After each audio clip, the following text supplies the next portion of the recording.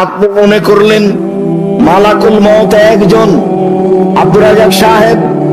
মালাকুল মউত জান কবজ করার জন্য মানুষের মাথার পাশে বসে। তা আমাদের বাড়িতে এসেছেন, তাহলে আর এক বাড়িতে লোক এই সময়ে মারা যাচ্ছে কিভাবে? 1 মিনিটের মধ্যে সারা পৃথিবীতে এত মানুষকে তিনি মারেন কিভাবে? মালাকুল মউত একজন ফেরেশতা, যাকে আপনারা বলছেন আজরাইল। আজরাইল নামটা ভালো হয়নি, এটা ফার্সি নাম, এটা গালির মধ্যে চলে গেছে। এই ফেরেশতার নাম মালাকুল মউত, ওটা আল্লাহর নবী দিয়েছেন। মনে রাখবেন, এরই নাম ক্ষমতা। আল্লাহ যদি মালাকুল মউতকে বলেন যে মালাকুল মউত চোখটা খুলে বন্ধ করতে যত সময় লাগছে, এই সময়ের মধ্যে সারা পৃথিবীর মানুষকে মারতে হবে, মালাকুল মউত সারা পৃথিবীর মানুষের মাথার পাশে বসে মানুষের আত্মা বের করবেন এই চোখের পলকের মধ্যে। তার নাম ক্ষমতা। আপনি তার কাজকে নিজের মতো বুঝলে হবে না, আল্লাহর কাজকে আল্লাহর ক্ষমতার মতো বুঝতে হবে, তাহলে এটা সহজ হবে।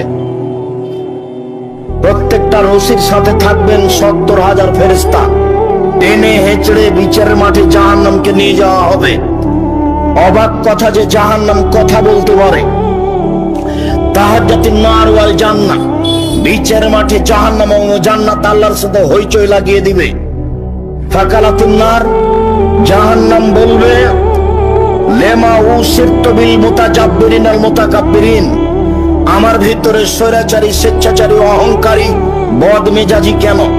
এটাই হলো তার আল্লাহর সাথে তর্ক। আল্লাহ, আমার ভিতরে স্বৈরাচারী, স্বেচ্ছাচারী, অহংকারী, বদমেজাজি কেন?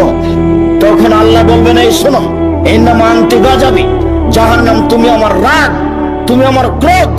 যারা জীবনে স্বৈরাচারী হয়ে চলেছে, যারা মানুষের প্রতি জুলুম করেছে, ক্ষমতা দেখে মানুষকে জেলে দিয়েছে, ক্ষমতা দেখে মানুষের জমি দখল করেছে, ক্ষমতা দেখে মানুষকে অপমান করেছে, ক্ষমতা দেখে মানুষকে বাড়ি থেকে বের করে দিয়েছে, আমি এরকম স্বৈরাচারী, স্বেচ্ছাচারী, বদমেজাজি, অহংকারীকে শাস্তি দেওয়ার জন্য তোমাকে প্রস্তুত করেছি। জাহান্নাম তুমি মনে রেখো, ইন্নামা আনতি গাযাবি, তুমি হচ্ছে আমার রাগ, তুমি আমার ক্রোধ। যার উপরে আমার রাগ আছে, ওর জন্য দেখে মানুষ হবে নিবাদী, তাকে আমি তোমাকে তো শাস্তি দেবো, এই জন্য তোমাকে আমি সৃষ্টি করেছি। জাহান্নাম তুমি মনে রেখো, স্বৈরাচারী, স্বেচ্ছাচারী, বদমেজাজি মানুষ ক্ষমতা দেখে জুলুম করে পৃথিবীতে বেঁচে দেখেছে, ওর জন্য আমি তোমাকে প্রতিক্ষমান রেখেছি। জোর করে 1 মিনিট বেঁচে থাকার কোনো প্রয়োজন নেই, জুলুমবাজি করে 1 মিনিট বেঁচে থাকার প্রয়োজন নেই, আর একজনকে অপমান করে, অপদস্থ করে পৃথিবীতে বেঁচে থাকার কোনো প্রয়োজন নাই। অল্প সময়, একেবারে অল্প সময়। যুবকদের আমি তোমাদের বলছি, তোমরা মনে রেখো, একটুতে রাগ করে কাউকে গালি দিয়ে বসো না, একটুতে রাগ করে কারোর উপরে ক্ষিপ্ত হয়েও না। দল পার্টি করতে গিয়ে মিছিল করে আর একজনকে জেলে দেওয়ার চেষ্টা করিও না, ফল তোমাকে একদিন ভোগ করতে হবে, আজ হোক আর কাল। পৃথিবীর শক্তিশালী যারা, তারা চলে গেছে, আমরা তাদের কাছে কিছুই নই, কাজে আমরা যাওয়ার পথে রয়েছি। এই তো আমি সেদিন দেখলাম দুরুল আইয়ুবীকে বক্তব্য দিতে, এই তো সেদিন দেখলাম আমি আব্দুল সাত্তার ত্রিশালীকে বক্তব্য দিতে। আব্দুল সাত্তার ত্রিশালী আমার গায়ে হাত দিয়ে বলছে, ও মহাদ্দেশ ছোট ভাই আমার। উনি খুব স্নেহ দেখিয়ে বলেছিলেন, কথাটা আমার মনে আছে। আর আমি যেদিন মাঠে নেমেছি, সেদিন থেকে আমি আলহামদুলিল্লাহ অনর্গল হাদিস অনুবাদ করতে পারি, হাদিসের বাক্যের আগে পিছিয়ে হবে না। একটা বড় থেকে যদি বড় হাদিস অনুবাদ করি, যেভাবে আছে ওইভাবেই হবে।